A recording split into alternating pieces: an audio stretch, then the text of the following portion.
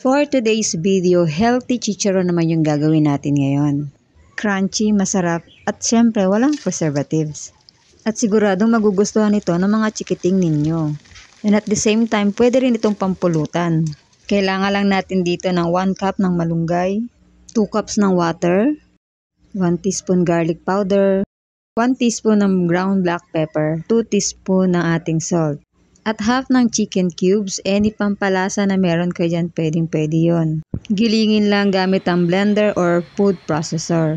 At pagkatapos, isalin sa isang bowl, maglagay ng 2 cups ng rice flour. Haluin hanggang sa wala ng buo-buong flour.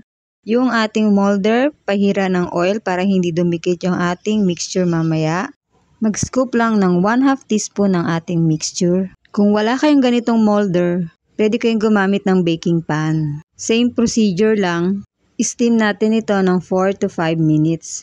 At pagkatapos i-unmold ito, ihilera sa mga screen na meron kayo dyan at ibilad ito ng 2 days. So after 2 days, eto na yung nagawa nating chicharon. Ready to fry na. Dito, kailangan natin yung mainit na mantika para madaling mag-pop up yung ating chicharon. Kung nagustuhan nyo naman yung ating video, paki-like, follow, and share naman.